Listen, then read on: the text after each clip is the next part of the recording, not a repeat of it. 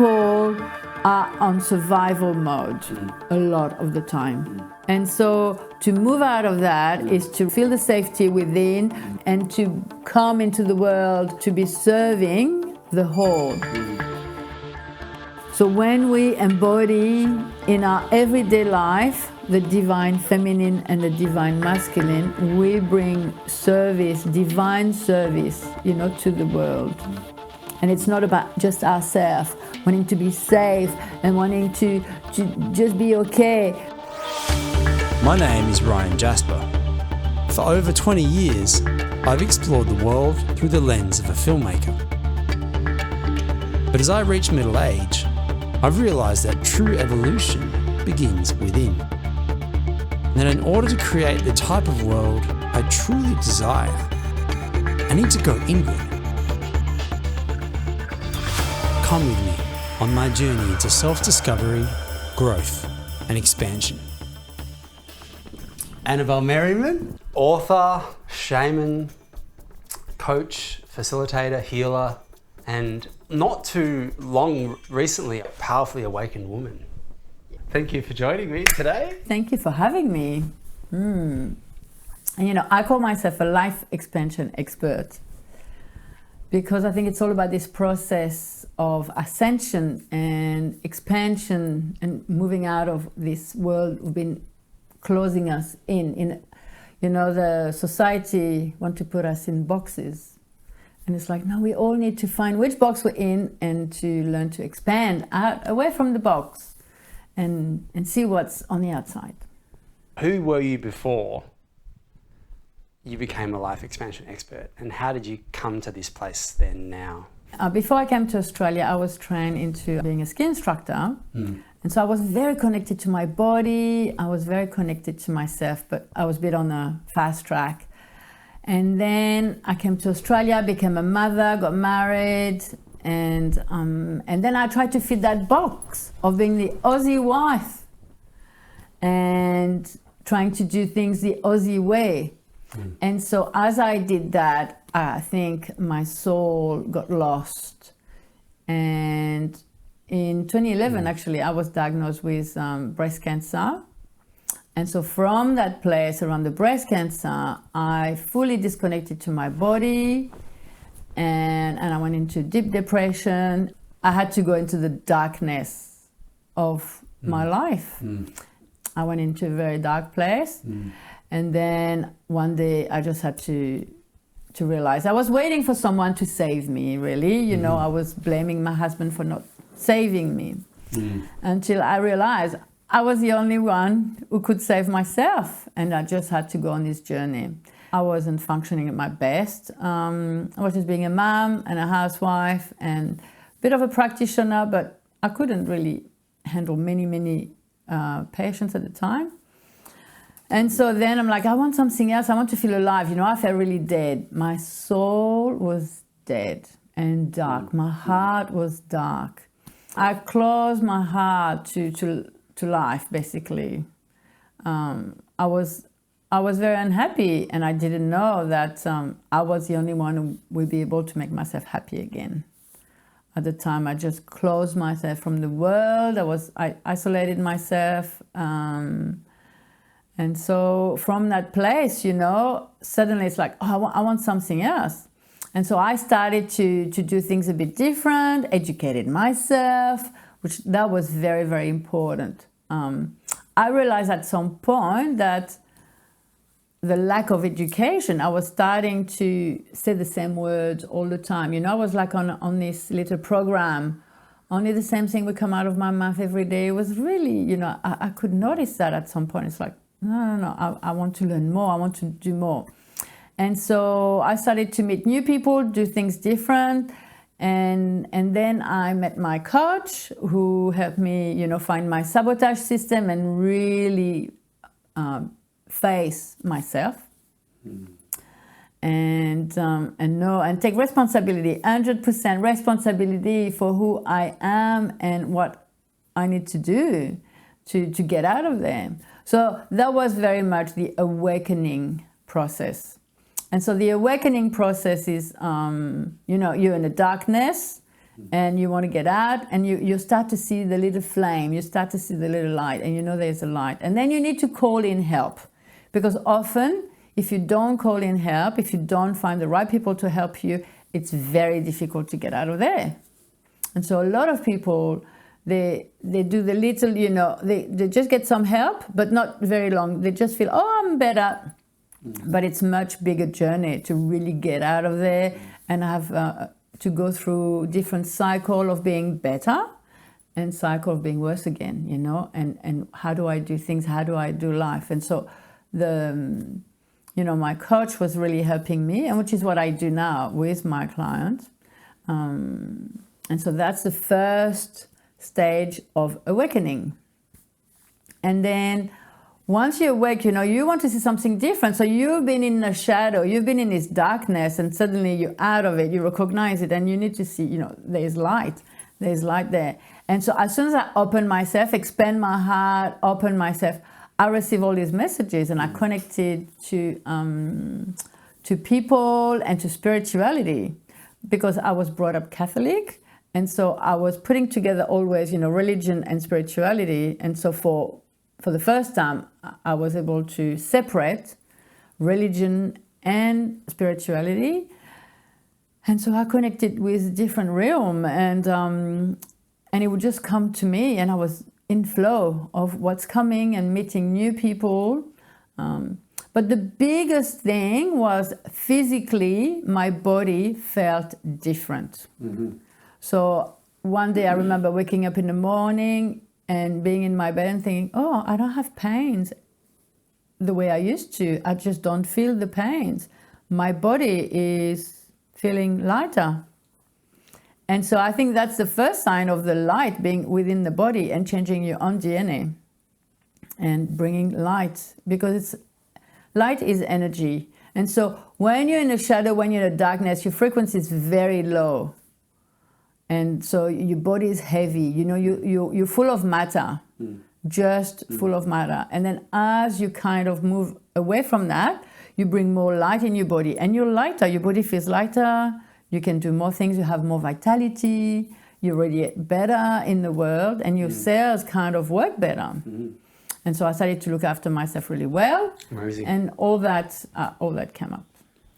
So you actually felt physically better through this process? Actually, literally your body felt different. Yes, yeah. Absolutely. Because the notion of awakening, I think, is a controversial notion. Awakening, like the awakened ones, or like how awake are you? How would you describe that? Like so awakening? First, I think when you awake, you can see things different. Your perception of life and things is fully different. And so for me, I wanted to tell everybody, and then around me there were all these people who just in the darkness and can't see that and didn't agree. And I lost a lot of friends around that, because people were just not connecting with me anymore. And then because it's like the darkness of the spirituality, the shadow of the spiritual person who wants to tell everybody else. And which really all you need to do is to become this other person, and then everybody has their own journey.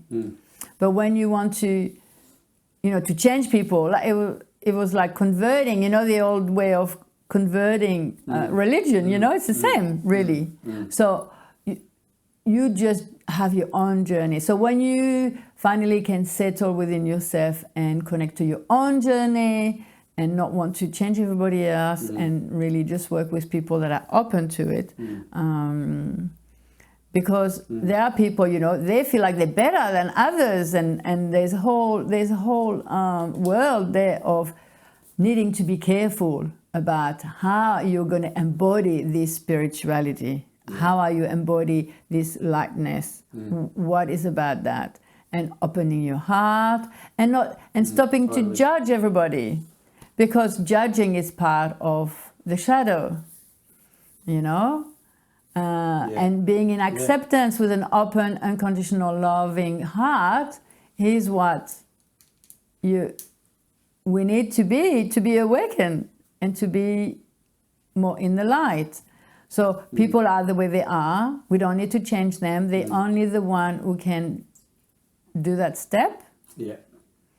And but first, when you get out of this darkness, it's like, oh my God, I wanted to change everybody. You know, I was like with my ex-husband, and so with him as well, I had to come to terms to realize that the only option I had to move forward with this lightness was to leave the relationship that I wasn't happy with.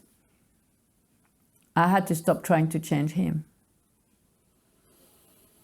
And I realized, you know, when I kind of finally realized I'm not going to change him at all, and he's not going to put the effort that, you know, is needed to really create change, there is only one solution, and the solution to leave.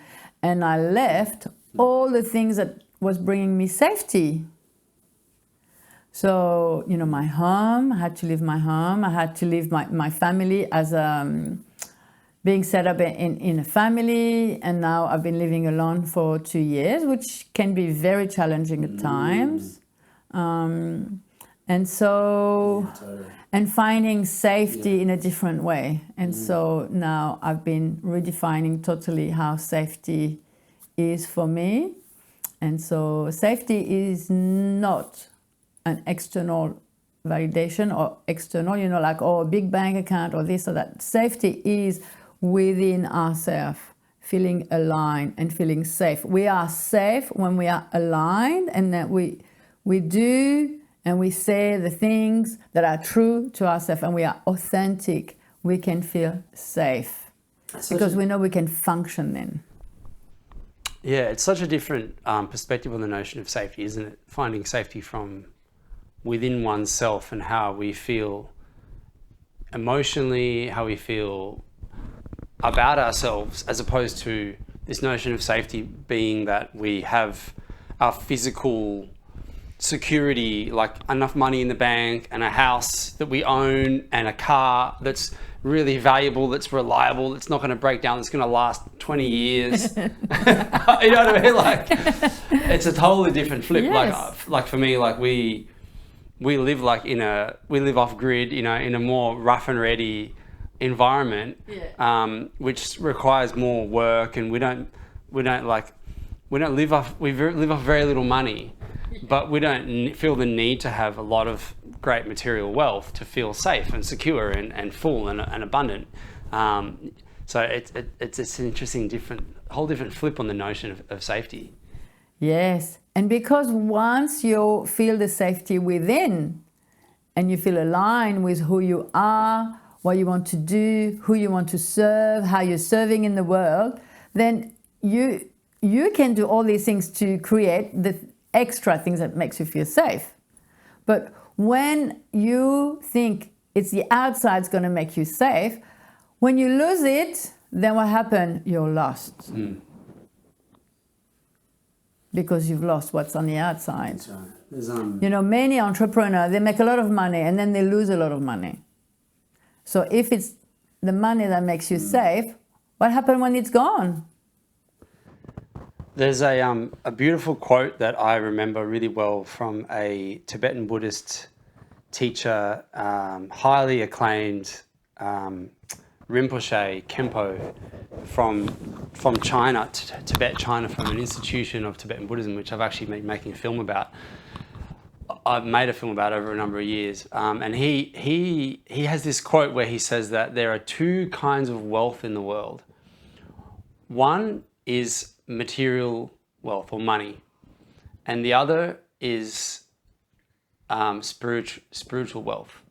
And he said, for the first kind of wealth, money takes care of that.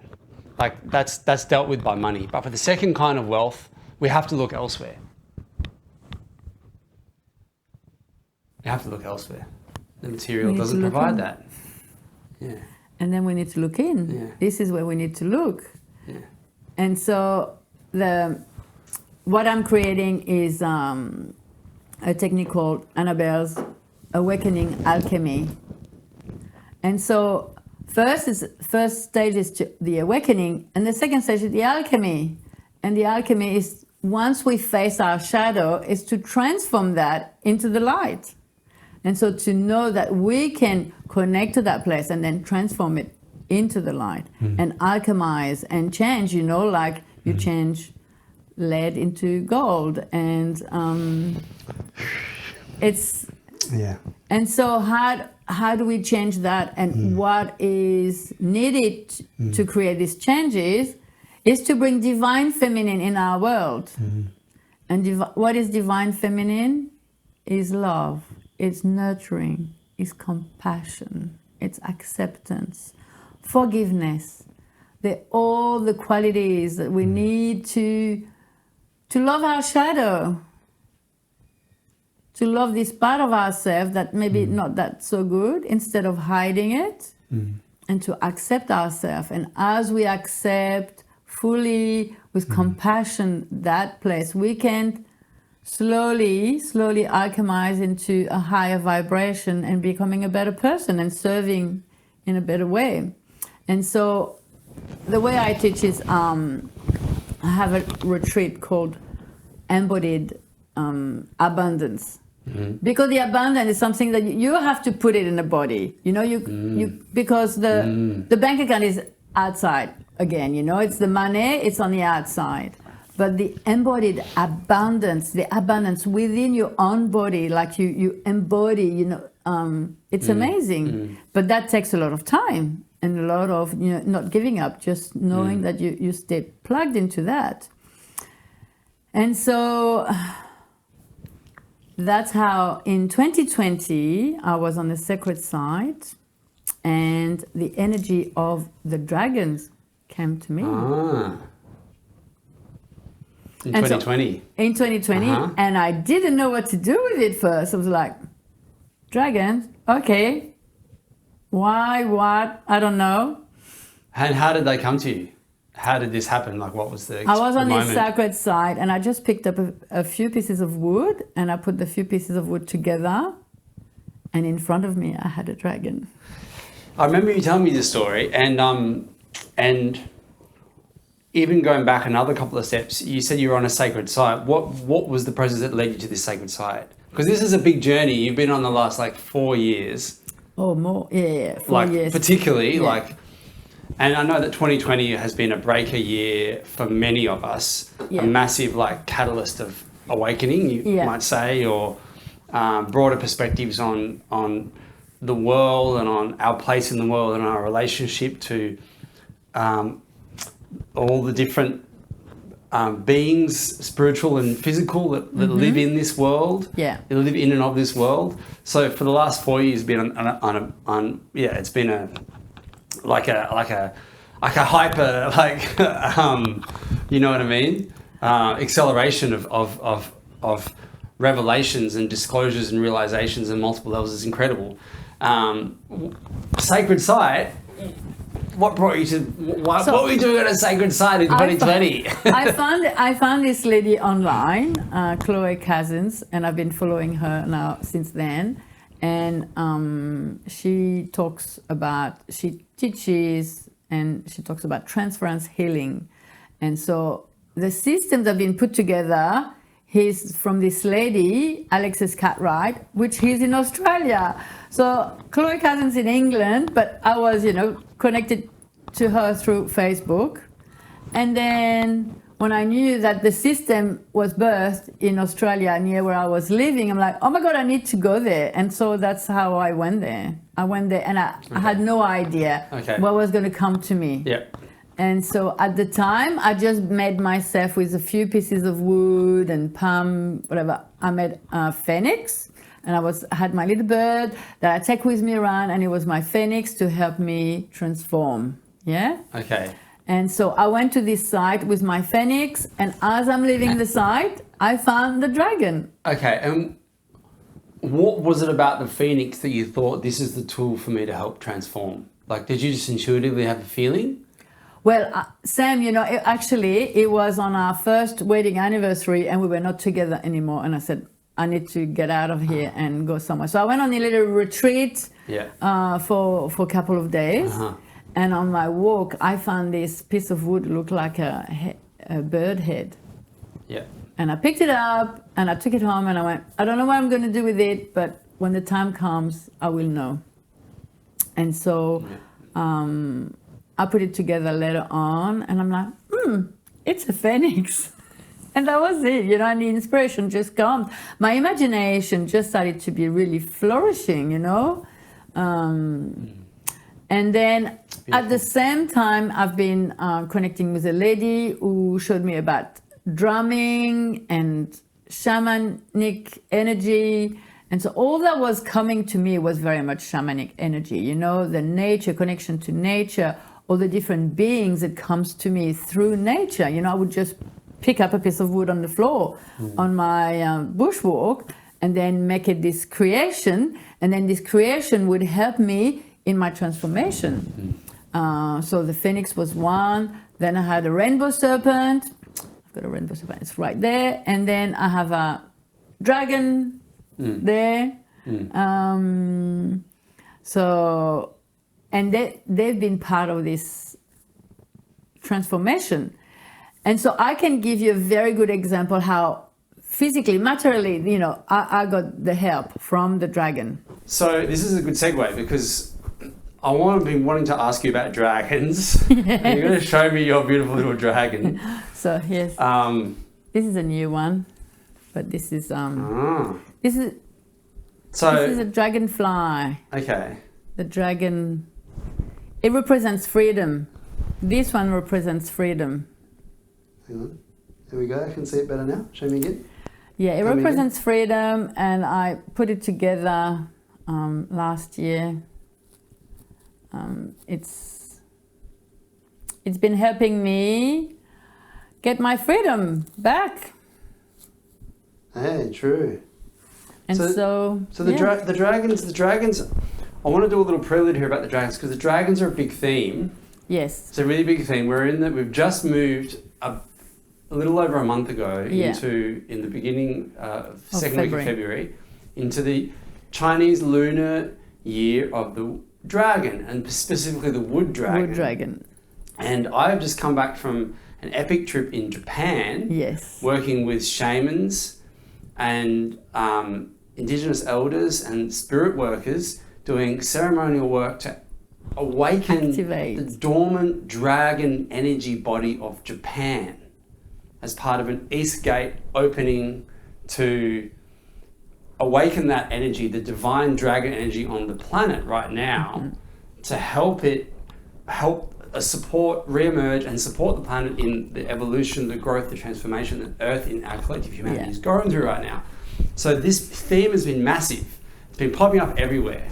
And we met like a year ago, early 2023, or was it late 2022 maybe? Yeah, we met in 21 when you were screening your film the first time. Yeah, okay. And then we met again in 22, but the start of 23 when you helped me film my ad for my course. Yes, that's right. Yes, exactly. Yeah. Your Femme Intuition course. Yes. And over the course of this relationship, like it's emerged more and more, like your connection to the dragon energy and how you work with the dragon energy, and have as I understand it, you have a team of spirit guides who are dragons who you work with, or that you can tell me about. So it's just like it's an epic theme that's emerging a lot at the moment, and like people are talking about, I'm hearing it everywhere, everyone's talking about dragons. It's the time of the dragon re-emerging, which is potent on many levels. So this is like how you kind of came into connecting with the dragon energy, correct? Yes. This is the journey, and this is your first. So that's like my second dragon, because the first dragon. I was in Sydney, still in my home, and so when I left my home at the end of 21, I burned the dragon. But before that, I used it. I was guided from a full moon that I needed to write, and I'm not a writer. I've got dyslexia. You know, I'm French, and I thought, oh no, I can't write. I don't know why is the moon asking me to write, and to think that's what I need to do. And I feel like, you know, I want to speak, and that's what I love to do. But no, what came first was what you can't do, you have to go and do it. And basically, I met this girl who organized to write one chapter in the book. It's what we call a multi-author book. And so after getting this message, oh, you need to write, I met her and I thought, oh, maybe one chapter, I can do that. And so when I sat down to start working with on my book, on my chapter, I decided to ask my dragon to help me. And so I named my dragon Shakespeare. Oh. Perfect. So I had Shakespeare sitting on the top of my... Nice. So Shakespeare was there sitting, and I would sit in my lounge room, connect to Shakespeare and say, come on, you need to help me. And I was guided as well, you know, because I was part of this project with Ashwin Publishing. Yes. This is the Warriors of Light book? So no, it's the first one, The Sacred Rebel, because the first one was Sacred Rebel. And so I'm sitting there and I'm connecting with the dragon and I can write. Yep. And I'm like, wow, I didn't know I could write. But I would just focus and yes, and it came out really well. And so I'm really, really proud of my chapter. And to understand that the dragons, my lovely Shakespeare dragon, helped me write this chapter, and then, you know, bring the book out in the world with another 27 women. We were like, it was a big book, you know, lots of women. It was amazing. And women from all over the world, and how they had, you know, different spiritual and... But actually, the first one was called Sacred Rebels, women who dare to disrupt. Right, okay. And so it was about me being the disruptor pretty much my whole life, you know. I never wanted to do things the same way than everybody else. And you know, until I was in Australia, I wanted to fit this Australian mold, really, which killed me in a way. But before that, I was always a disruptor and a rebel. So I did many things that my parents didn't agree, but it felt right for me, and I still did it. And then, you know, I moved on the other side of the world.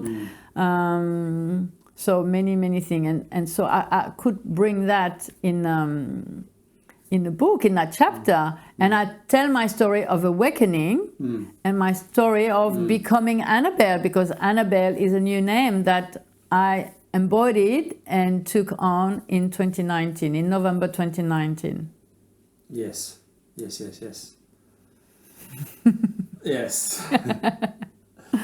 So Annabelle is this new person that I am and that I have become. And so the girl, the first mentor I worked with, Kate Harlow, she uses technique to name your sabotage, your saboteur. She calls it the saboteur. So she names, and my saboteur was called Nina, because Nina means fire, and my saboteur was, you know, so the part of my shadow. And then you name this part of yourself that you want to become, who you want to become. And so Annabelle came to me, and Annabelle felt right. And she's been doing this retreat for years, and she teaches that to women for years, and I'm the only one who has ever changed her name. For real. After the retreat, yes. True. Nobody else. Everybody has gone back to their life. Amazing. So, yeah. So, coming back to the dragons then. Yes. So, I love it how you said that the dragon helped the dragon sculpture you made, that you just kind of picked up and were like inspired to make a dragon. It just looked like a dragon. Add some more wood to it and some more bits and pieces. And then you set it up above you as you were writing, and then you found that you were actually able to write more. Like it just started coming out. Like I connect, you know, to the energy of the dragon, and I just refocus and like go a bit in a third, like in an altered state, and let things come through. So basically, I don't think things anymore. I just let things come through. And so that's what it is when you kind of move out of this, what we call 3D, and you go into 4D or fifth dimension. So you connect to other dimension and you open yourself to be connected to those other dimension. And then you can kind of rise from the 3D to the 4D to the 5D. Yeah. And so that's how I did it. And the dragon was always there. And then I started to look more into the dragon energy, and I connected with people. So I'm connecting to the English mystic. He's in England, and he works with dragon energy as well. We've become really good friends. And he just put together this Dragon Thunder Summit. So there was the first one last year, and he will have another one this year in July. And all these people come together. So he's been guided by the dragon to bring together all these people who are working with dragon energy. And so there are people who just started to work with dragon energy, and then there are other people who've been working with dragon energy for 30 years. Yeah, amazing. Yes. So once you had this connection established and you began to, it's almost like in a way opening up a channel for soul expression, like soul communication to come out. Your relationship then deepened with the dragon energy body. If you, for want of, I'm not sure if that's the best way to describe. So what happened is I was invited to join a shamanic course. Right. And I really didn't want to go. Yeah. And this girlfriend kept inviting me. She said, oh, I just know, come with me, it's going to be great. And I'm like, shaman, I don't even know what shaman is. You know, like at the time, shaman and anything shamanic wasn't even part of my vocabulary, really, you know? I was like, spiritual was my limit. Right. I didn't have any knowledge or anything about shaman. Yeah. Anyway, and 2 weeks before the course started, I had this deep knowing that I had to go. And I had to connect with this man who was teaching me, who would be teaching me. And then I decided, okay, I'm just going to do the first module and see how it goes. So I went to this shamanic course and I started to connect with spirit, because that's what the shaman does. You know, you basically been connect spirit. It's not like you choose to be a shaman, you know, it comes to you. And so we were a small group and we all told our stories, how the, you know, spirit has been connecting to us. And then as I stayed on and started to work doing healing rituals, because I'm a healer to start with. I'm a homeopath. I was a homeopath for 15 years in Sydney and working from my home. And so I've always been a healer. You know, that's part of me, a teacher and a healer. It's part of me. And so suddenly I'm a shaman. I'm connecting to nature at this deeper level, and then I can do healing rituals. And so at some point you need to choose an animal spirit you're going to be working with. And so for me, it was the dragon, and it came so strongly, and it was so big and powerful. Wow. It was, and you know, I was scared. I was scared of myself when it would come through. And when I first kind of connected with it and it came through, there were 3 of us with a girlfriend, and so we worked in threes. So we would have a ritual to learn, and then we go and practice in 3. So one would be the client, one the practitioner, the shaman, and one observing. And so the first time we did this soul retrieving, you know, ritual. Wow. It was like my mind was going, oh, I don't know if I'm going to be able to do it. And, you know, I was asking myself all these questions. And then as I moved, my body knew what to do. So it was like my body knew what to do. And so at some point, I disconnected from the mind. It was just doubting myself. And I kind of trusted what the body wanted to do, as something I've done before many times. So I just went on and did it. And so I did this ritual, and the dragon spirit came to me. And when I finished, I went and sat on his chair, and I was like, so much energy came through. It was very, very strong energy. So, you got to be very careful with this kind of energy as well. You got to hold your own energy to make sure it doesn't drain you as well. And because you need to hold it, it comes through, you need to hold it. And then this friend who was observing said, "Oh my God, I thought I was on a movie," and it was very spectacular. And I was surprised myself. I was like, what just happened to me? What happened? What just happened to me? It was very scary. And then as we worked together with the group, over 2 years, we would practice all the time. And a lot of my friends, they go, "Oh my God, Annabelle, your dragon is so big. Your dragon is so powerful." Anytime I would do ritual with others, because they're all connected to spirit and they all can feel the energy, they go, "Oh my God." Wow. And so this is how I connected deeply to the dragon. Wow. Wow, beautiful. And you continue to work with that connection to this day? Yes, but I felt like at some point it was almost a bit too much. I had to slow down to kind of embody it more, to be able to hold that energy myself. And so last year I was called to do something. It just came as a message. And so since I've been here in the area of Bellengin, there's a lot of logging going around in the forest.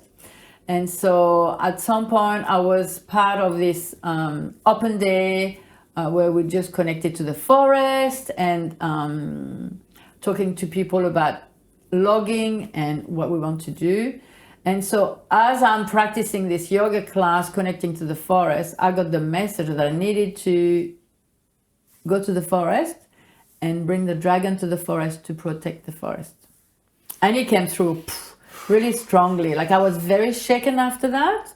I had to go and ground myself. First I didn't know what to do with it. I'm like, is it a message? What do I do with it?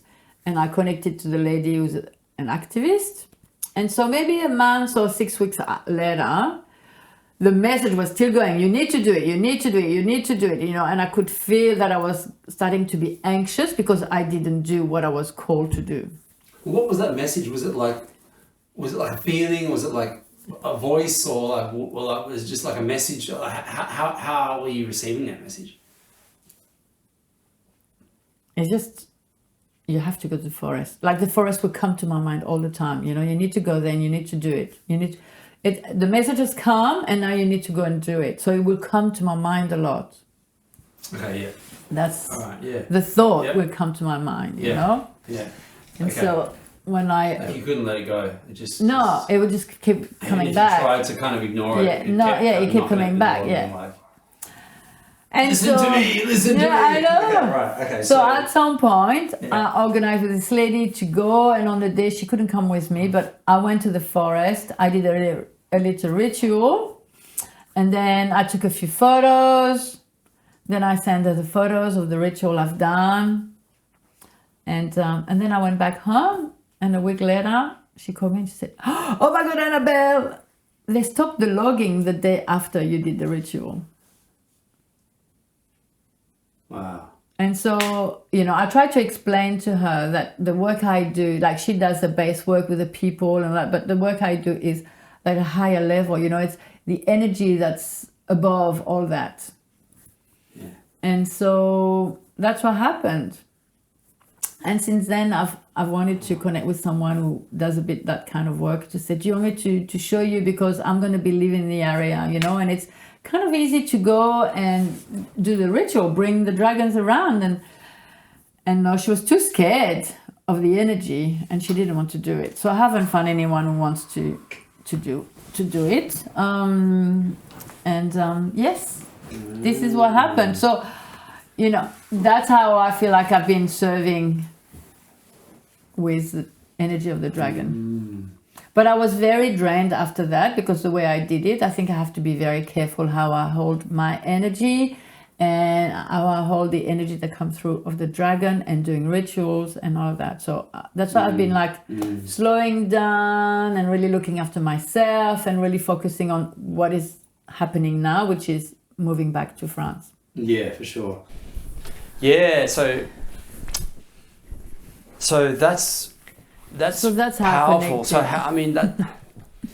how would you describe that dragon energy? I mean, you just described the power of what it is for you, but I mean, what on one hand, like, what do you see them as representative of? And in this instance, what is the application? Well, we've seen an example of that application, but also, what is their relevance for humanity at the moment? This energy that sort of seems to be emerging more broadly with many people at this time. So, in a bigger picture, we can see that humanity has lived a first period where the feminine was very much in power.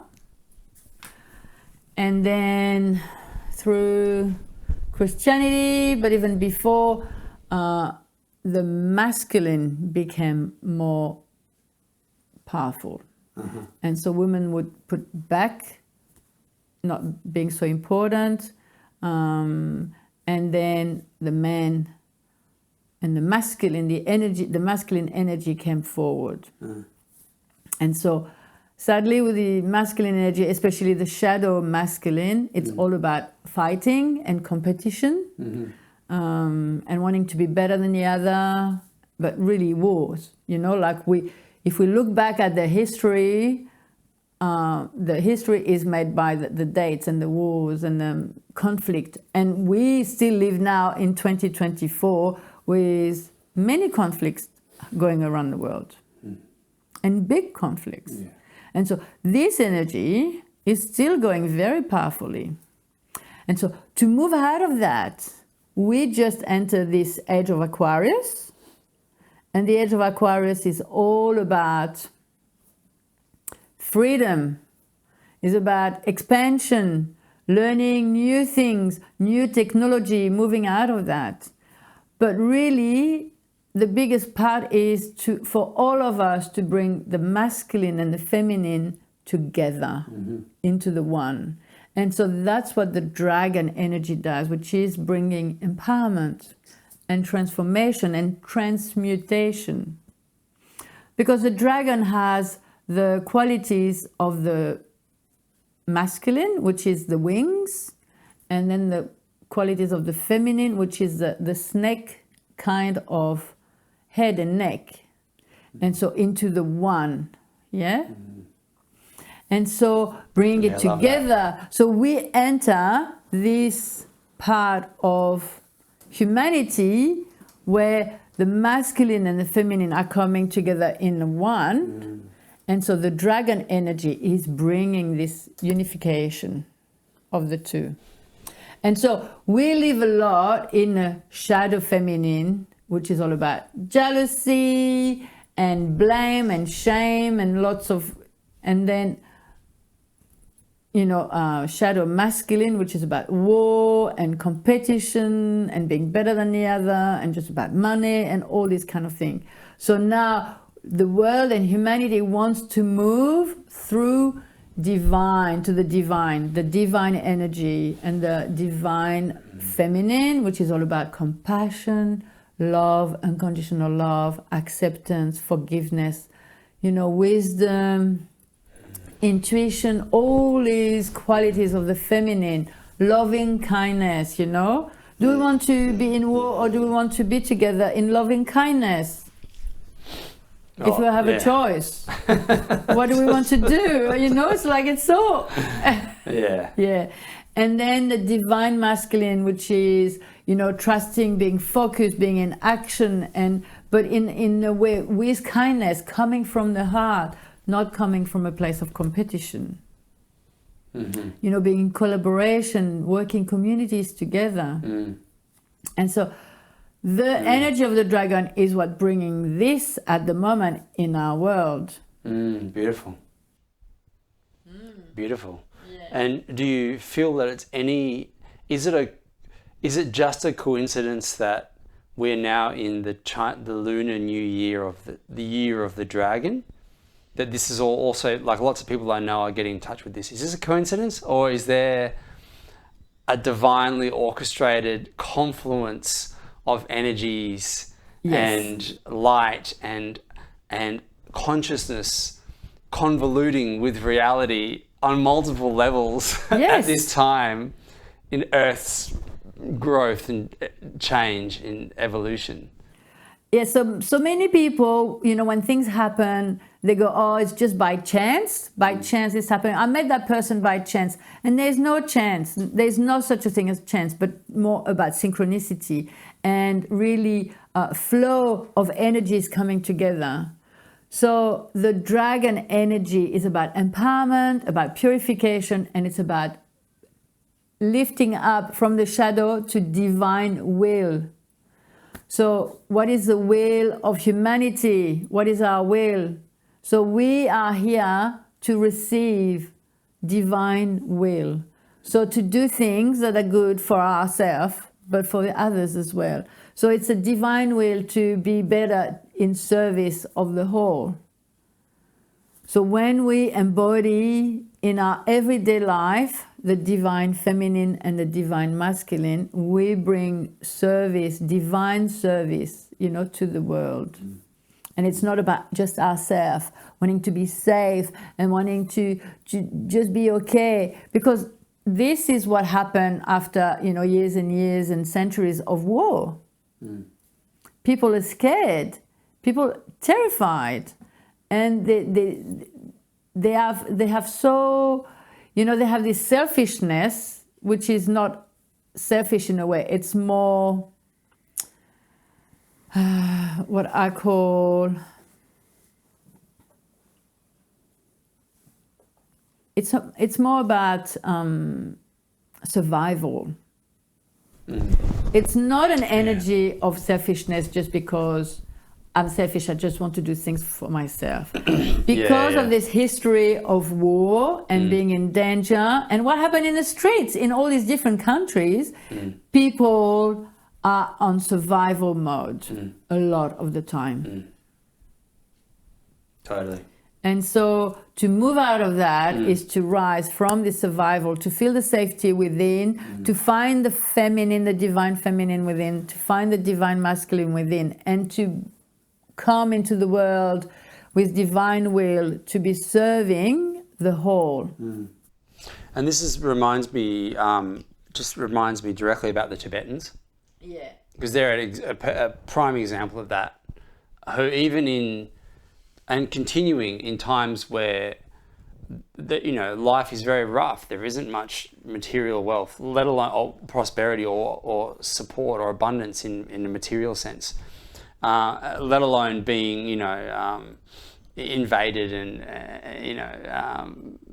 persecuted and oppressed. But they continue to find that strength from within, and their culture thrives, and they are an incredibly inspiring people across the planet, across the world. You know, the Dalai Lama is widely acknowledged. He was a Nobel Peace Prize winner. So it just brings me back to that 100%. Because grace comes from suffering.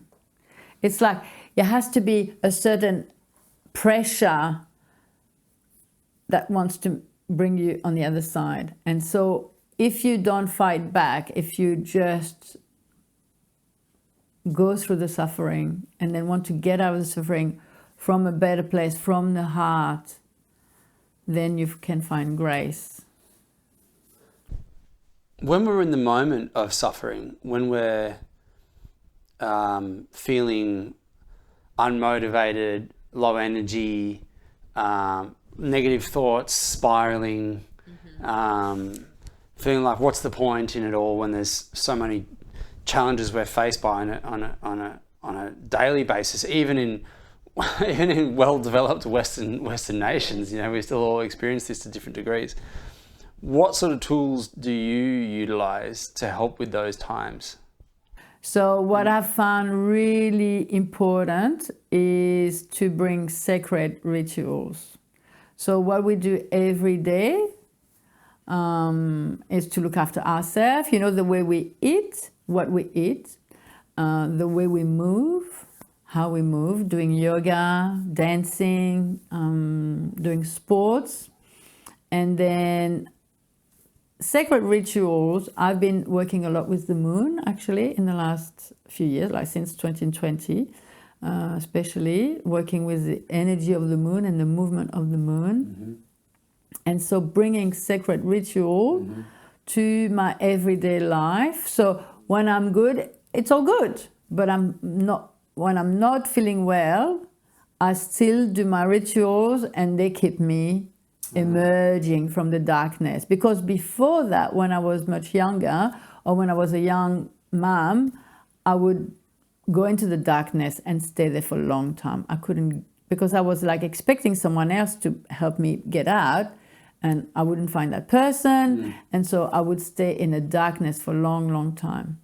And then to understand about emotions as well. Like, we are not our emotions. Our emotions are energy in motion. And so emotions come through, and we don't need to fear the emotion. We need to let them move. That's why you know how you moved when you're moved by something, because you have an emotion that comes. And then to understand those emotions are signals as well, and messages to the body telling you something is good or is not so good.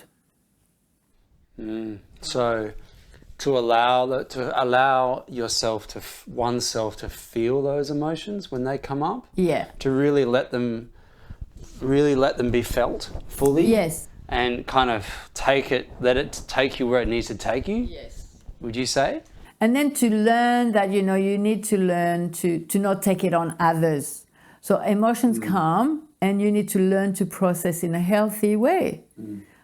So if you have some anger, you know, I've got a beautiful anger ritual that I do with people, with shaman work I've been learning.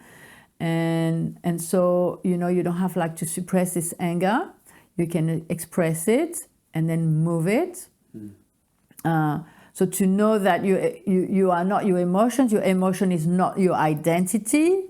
They are messages. And then to not throw your emotions at others. Because we live in the world, you know, especially where I come from in France, it's like everybody's throwing the dirty baggage at everybody else. It can be quite bad, actually. So to learn that, you know, you do not need to do that. You need to take responsibility for what's happening within your own body. And it's not somebody else's fault. It's happening within your own body. You need to just move it, let it move, be present, you know?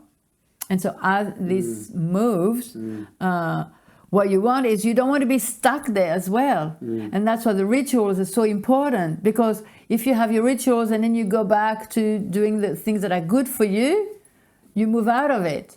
But if you let it just drown you, you know, you can be stuck for a long time in a very unhappy place. Absolutely. And it can be easy in the moment to forget that as well. Yes. To just fall back into the pattern of kind of victimized thinking, or, you know, wallowing in the misery of it. But I think that just that point of feeling it and having the kind of strength of mind to know that I am not my emotions. My emotions, like you say, are energy in motion that are moving through me, and they're moving through for a reason. They might have a cleansing or a clearing role that they're playing. And they're helping me to heal, or to just work through some stuff, for example. Or, absolutely. And you know, we're highly sensitive beings. Like, we pick up on lots of stuff, even if it's not in our immediate physical environment. Yes. Pick up stuff on a planetary level, some of us. A lot of us pick up stuff in our collective. You know, look at COVID, like all the stuff that was going on with COVID. The mental health was probably one of the biggest, most negative isolation. Effects. Isolation. Arguably, many would say arguably worse than the thing itself. I wanted to touch on that because I think it's an important part of, and I know that there's a lot of people that have been feeling the energies lately. Not all, but some. Like, I for one have been feeling energies a lot lately, and I've been really turbulent, and it's been really hard. And it's kind of difficult to describe it to people, like, you know, for it to kind of make sense, or to what that's about. You know, have I going through like a breakup or something like that, you know? And it's I don't know. I guess it's just important to. I feel it's good to touch on it and to be reminded that we all go through this stuff, and you know that it's a part of the parcel in a way. But particularly lately, there's been a lot of stuff happening on the planet on an energetic level. It's been massive. It's been huge, and it's coming in waves, like inconsistent cycles. But they're definitely cycles. Absolutely. And so there is, you know, this is a way I have to have your ritual and know what you do and know the self, know yourself well, and then ask for help when you need help. If you think you can't, you know, you've been there too long, whatever, ask for help. So, you know, ask for help and move out of, you know, to help you move out of there. And know yourself, know your cycles, know your cycles of high and low and how you function. And so for that, I've been studying the Gene Key for the last 4 years as well, because I first started to do a retreat about relationship, you know, to know myself better in relationship just after I broke up with my husband of 27 years, you know, and that wasn't an easy job, and that wasn't like it was big. And so the Gene Key has been able to help me know myself better. Yeah, it's great. Yeah, you shared with me one of them recently. You shared with me compassion, Gene Key, number 36, compassion. Yes, and what's the shadow? Turbulence. Yes.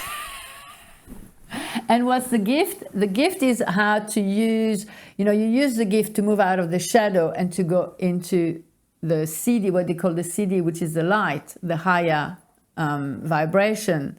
And so it was the gift of resolve. Oh no, it was the humanity. I think it's humanity. So from turbulence to compassion to it's humanity. The gift is humanity. I think so. Anyway, I think it's the 36, and I knew because you were going through this turbulence. I listened to it and I'm like, every week, Gene Key, when you receive the newsletter, they give you this audio for free. Yeah. So for the week of this energy is there for the week, you can listen to the audio for free. So I'm like, oh yeah, I need to send it to you. And so that's been really helping me and holding me and teaching me about myself. And now I can help others with that as well. You know, I'm becoming a Gene Key guide. That's right. So I'm almost there. Nice. And I'm already helping people, you know, look at their profile and see how, by looking at their profile, it's like really destiny accelerator, you know? Yeah. It just propels you through your destiny. Because you're not stuck into the shadow, into the difficult things. And, you know, once you move out of being so all the time fighting the shadow and fighting the challenges, and you go into your destiny much faster. Yeah, nice. And you're open to receive, you know, energy from the outside. Because a lot of people, you know, especially I'm about to turn 60, a lot of people my age, you know, they get together and all they talk about is their health problems. It's not funny. I shouldn't laugh.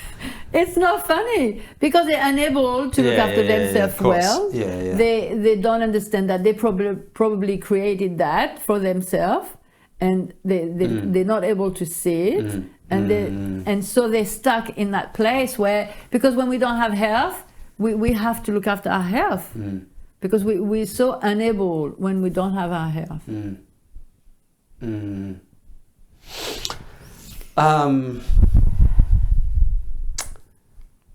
Okay, so I love that you brought in this notion of our own little ritual we might have, or ceremony or whatever it might be, for those times when we're feeling particularly poignant and relevant, for those times when we're feeling down and we're struggling with life. And that ritual, that ceremony could look like anything. It could be really simple, couldn't it? It could be something like, I mean, an example that comes to my head is it could be something as simple as really enjoying your cup of tea or even your cup of coffee outside listening to the birds and just having a moment to just appreciate the environment that we're in, bringing a little bit of gratitude in. It could be something as simple as that, yeah.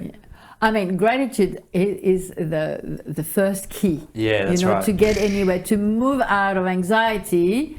Yeah. You find gratitude in what you have and where you're at, and that will help you. You can't have gratitude and be with anxiety, basically. So gratitude is the first key. And then... Yeah. Another thing that came to me recently was just simple breathing, like conscious breathing. Just conscious breathing. Just breathing in the belly. If you can build it in the belly, if we know how to do belly breathing, yogic style inspired belly breathing.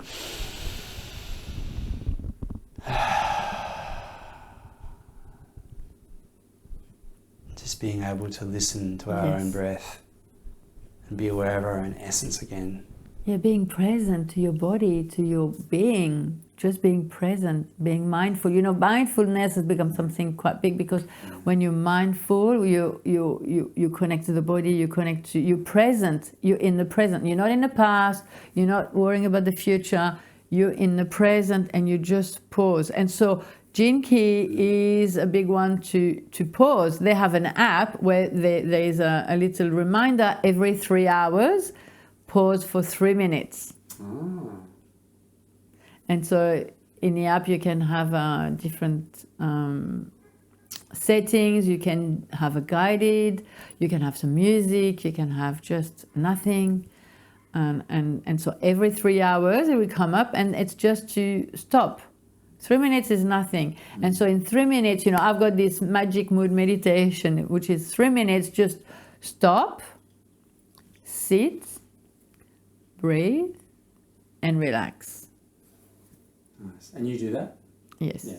That helps, yeah. Yes, and contemplate as well what's around you, contemplate, and then connect to what's within, which is what I teach in my Femme Intuition course, to really go in and to find safety within, to connect to all the senses and emotion, and then to connect to the higher self, and connect to open your heart, open your heart to the world, and know that there is something bigger than us, that is always here to look after us.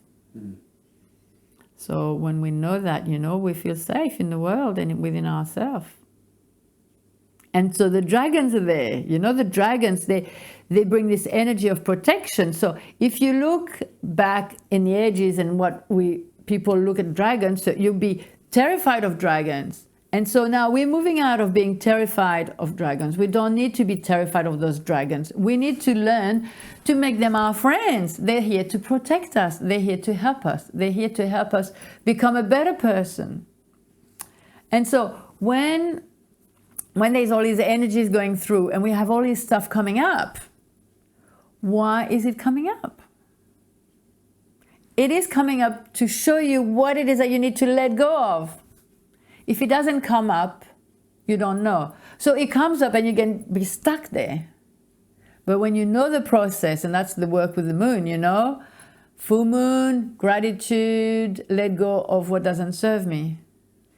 And then 2 weeks later, it's a new moon where you go fully into the darkness, and then you bring your new intention to, what are my new intention to move out of this darkness? Yeah?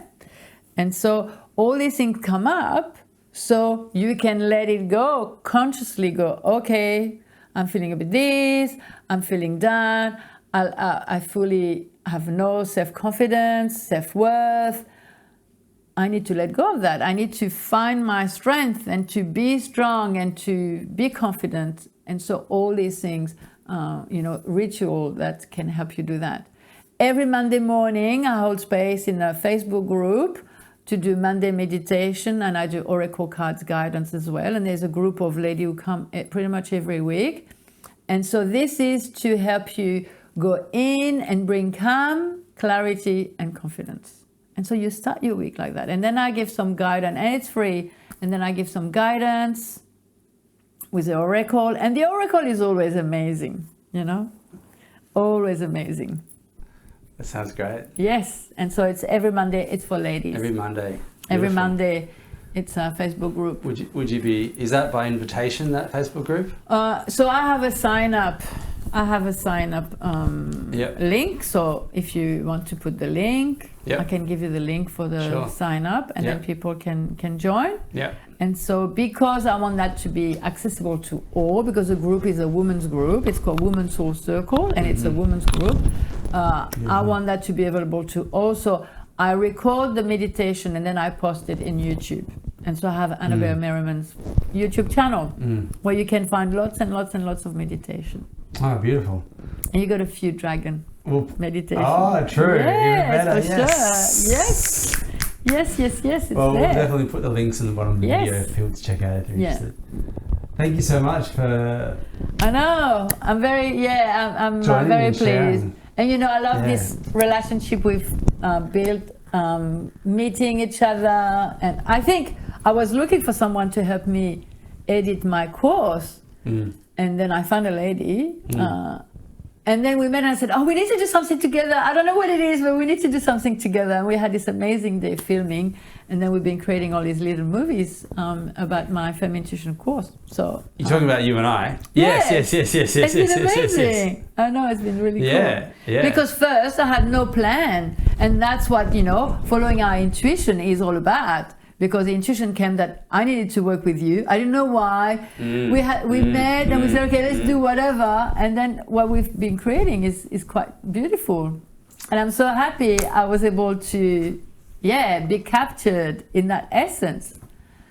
Yes. It was fun. I really enjoyed it. We had a Yes. great time. And a lot of light. There was a lot of beneficent energies around. A lot of beautiful, loving energy, which is what we want to show. I want to show people. This is when they work with me. This is what they can get. Yeah. Yeah, definitely. Is to get out of the shadow. Definitely. To get out of the low. I just remembered there was one other thing I did want to ask you about. Yep. Now that I think of it before we wrap up, perhaps, which maybe Tell me. I'll either put in now or maybe I can move it earlier or something. I wanted to ask you as well, Yes.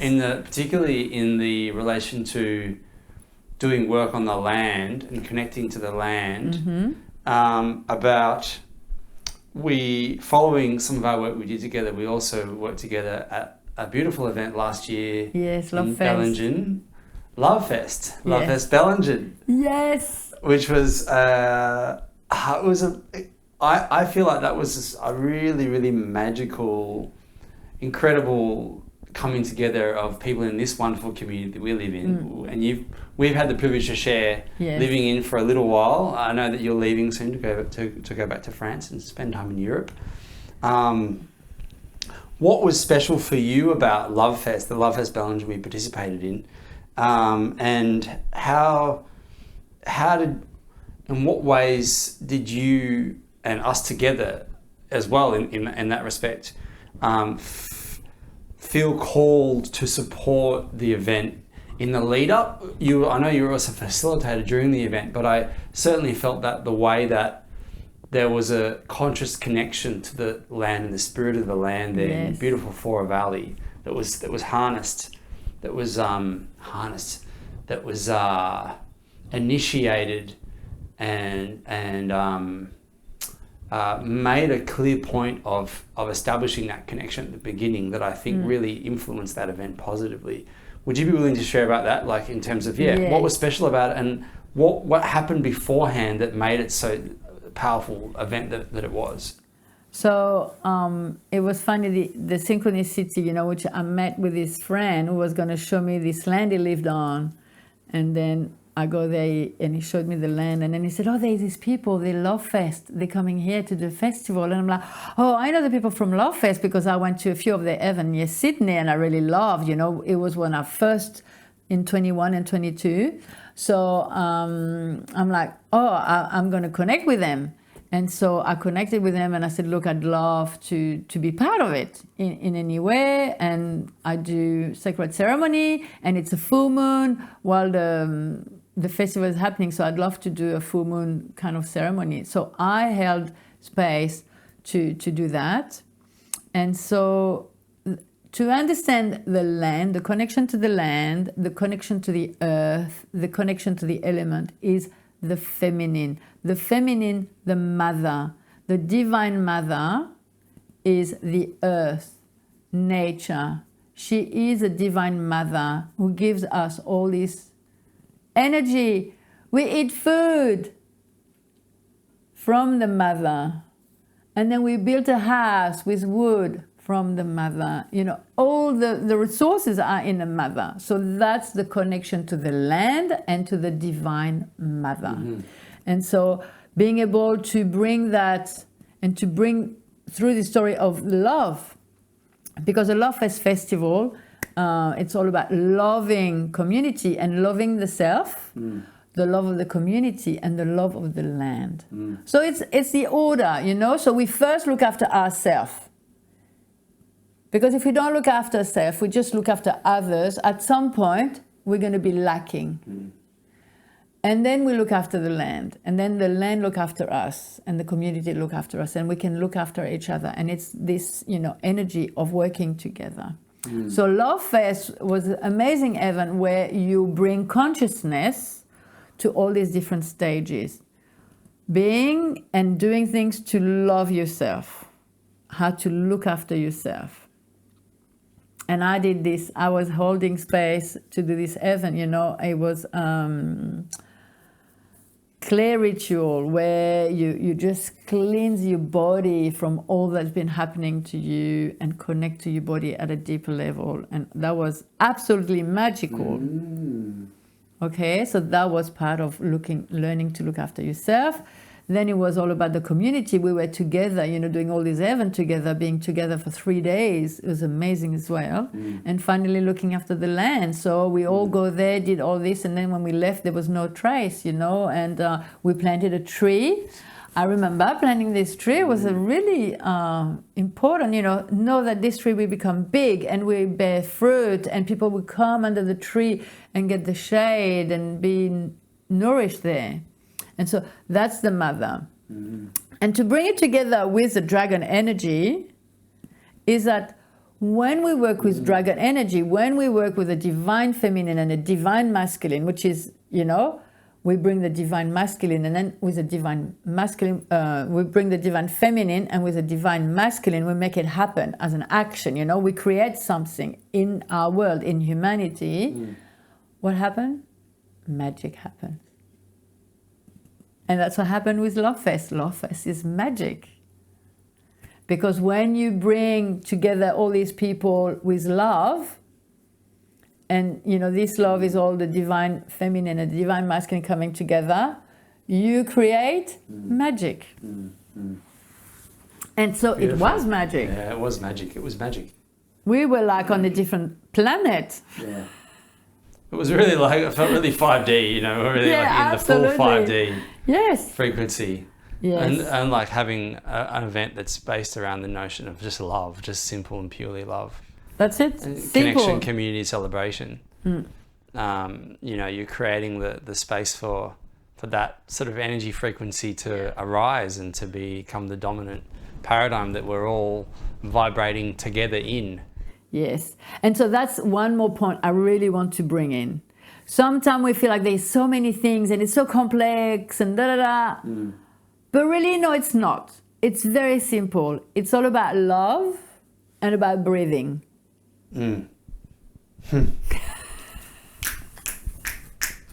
Pause, breathe.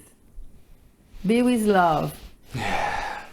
And if you are hit with some non-love around, give yourself the love you need. Yeah, and that's a key one, isn't it? Because we can be like taken away by the perceived lack of love around us from others, but then to be able to give it to ourselves is where the shift, kind of the shift is made. Mother yourself, be know? your own mother. Look after your inner child, your wounded inner child. So really, whatever happens, when you can shift it to go, can I bring love into whatever the situation is? You bring magic to the situation. And you know, there was another part of that event, lead up to that event, that I vividly recall that I felt really assisted in the development of that being such a beautiful space that it was, which was that I had another friend who connects to nature spirits very strongly as well, and she felt called to share, particularly after I had shared with her about how strong the spirit of the land is in Thora, the Thora goddess of thunder. Very powerful energy body in that valley. It's like the mother womb, sacred valley. I mean, there's several of those around. This whole valley is Bellingen Shire is like that. Yes. But that valley particularly, and my mother has a strong connection there as well, that she kind of was the catalyst for me to connect to. And a friend of mine shared with me, Leanne Ma, I'll say her name because she'd be happy for me to mention maybe, shared with me about that she felt it necessary for us to make a ritual where we connect with the spirit of the land, with the Thora goddess, and make an offering. Yes. To invite her support and participation, and to communicate clearly what is to unfold. So we then went with my mum and yourself and the FIS coordinator Joe. We went out there and we it ended up being the better part of a day, I think, in lead up to it. We did a little ritual where we all made offerings. We all took some offerings. Of course, being given permission as appropriate to take from another plant or some organic fruit or whatever we could bring. And we made an offering under a tree that we felt was the right tree. And we connected to the spirit of the land of the Thora goddess and asked her permission that we're going to have an event which may be up to 500 people that will be running for 3 days with music and workshops and all kinds of things happening, and that we invite her support and participation. And I remember after we did that, there was a gust of wind picked up and we had birds fly over. You know, when you pay attention to these things, there's always a response. When you make a strong call or a prayer that's put out to the universe, to the world, to whatever, to source, to God, if you like, and then you allow the space for it, particularly in a nature connection, that response. You'll be surprised how often you can hear it when you allow yourself to see it and be ready for it. And I remember that event, that little ceremony we did. I really felt like it opened the doors for that event to be so magical, and it was beautiful. Like, you know, the weather was perfect. It was hot at times, but we weren't hit by any crazy rain or storms or anything, because it's pretty wild in that valley. Yes. And I felt we were really held and supported in the best possible way. And I know Joe has been doing that on occasion with his events, and it was really nice to see an event done in that way, with that process setting it up, and then to see the result. And so this is, you know, really to bring the sacredness, the sacred in every day. And that's how you bring, when you create for yourself sacred ritual, you bring the sacred into the everyday. And then you bring the divine into your everyday. And then your life just unfolds in a different way, and that's when the magic comes. But, you know, and being connecting to the mother, to nature, you know, which is a big thing that happened after COVID, because people could not do entertainment the way they do. So a lot of people started to do more walking and going in nature, especially here in Australia, yeah? And I remember this girlfriend saying, I don't know, but I go walking every day and I feel so much better, you know, and she usually wouldn't because she does other things. But during COVID, she started walking and she said, I just go walking every day and I feel better, so I'm just going to keep walking. And so there is this connection to nature, and there is the mother nourishing us by walking on her, being with her in a sacred way, and really honoring the mother, honoring nature. And so we honor the nature, and nature honors us and gives it back to us. And that's why that's the next step for our world and our culture, to start respecting the earth instead of just taking from her.